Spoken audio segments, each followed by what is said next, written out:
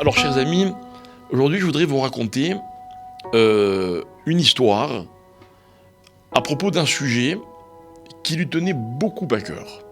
Donc, vous savez, il a été d'abord son premier poste de rabbin, c'était à Strasbourg. Il était donc adjoint du grand rabbin de Strasbourg. Il était aumônier de la jeunesse. Après, il est devenu grand rabbin de Marseille, donc avec un peu plus de responsabilités et de charges. Et après, grand rabbin de France. Tout au long de sa carrière, je me rappelle que un des sujets auxquels il tenait beaucoup, c'était de soutenir les étudiants juifs qui, malheureusement, quelquefois, en fin d'année, se rendaient compte que les dates d'examen coïncidaient à des Shabbatot ou à des jours de fête. Notamment la fête de Shavuot, puisqu'elle est souvent au mois de juin. Et il s'est battu. Quand je dis battu, je peux témoigner qu'il a tenté d'intercéder auprès des maires des villes dans lesquelles il exerçait, des préfets, des doyens de faculté, et même du président de la République, à l'époque de Mitterrand et à l'époque également de Chirac. Alors, je voudrais vous raconter une anecdote qui se déroule lorsqu'il était grand rabbin à Marseille.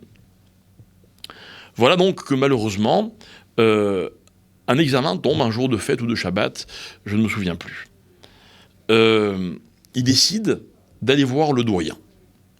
Il demande un rendez-vous et il obtient un rendez-vous un vendredi après-midi.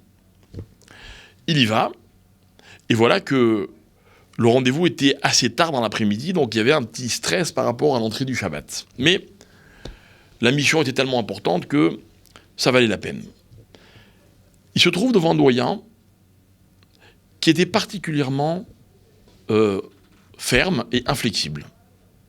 Et au fur et à mesure de la discussion, le doyen lui dit « Écoutez, monsieur le grand rabbin, il n'y a pas de solution, vous comprenez, on a tellement de paramètres à prendre en compte, c'est pas possible, on aimerait bien, mais on ne peut pas. » Et mon père nous raconte plus tard qu'il a essayé d'argumenter, etc. Et chaque fois qu'il essayait de proposer une solution ou une voie, malheureusement, il obtenait un refus. Le discours de mon père était de dire « Mais je comprends pas, vous ne pouvez pas abandonner des étudiants qui ont fait 1 an d'études et qui vont perdre leur année. » Et lui répondait « Mais écoutez, c'est à vous les rabbins d'être un petit peu moins sévères et de trouver des solutions pour vos étudiants qui ont travaillé pendant 1 an. Vous n'allez pas ne pas trouver une solution au niveau de votre religion pour qu'ils ne perdent pas leur année. » Et la discussion est dans une impasse. Et l'heure tourne, et Shabbat approche, et mon père est malheureux de voir que malheureusement, on n'a pas trouvé de solution. Il est temps de mettre un terme au rendez-vous, mon père se lève, et j'espère citer ces mots fidèlement.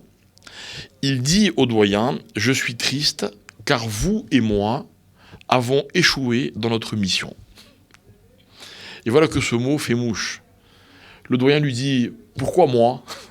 J'ai entendu que vous ayez échoué, vous le rabbin, c'est normal, je comprends, mais moi, en tant que doyen, je fais mon travail. » Et mon père lui ressort ce que je vous ai dit.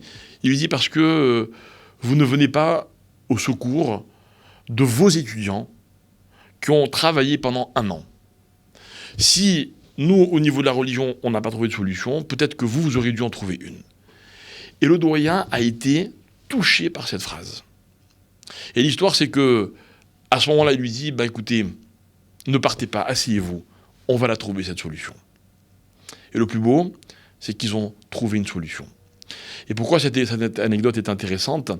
Parce que, quand il se battait pour sa communauté, il trouvait toujours les mots pour sensibiliser son interlocuteur. Et je crois que parmi ses grands mérites, il y a aussi le fait qu'aux yeux des nations, il a toujours su imposer le respect de la religion juive. Vous voyez, c'était une discussion respectable entre 2 personnes respectables. Il n'y a pas eu d'agressivité ni d'animosité, mais il a réussi à faire ressentir à ce doyen quelle était sa responsabilité selon la vision de la Torah. Et voilà pourquoi ils ont réussi à trouver une solution. Quelle solution ? Au prochain épisode. Merci.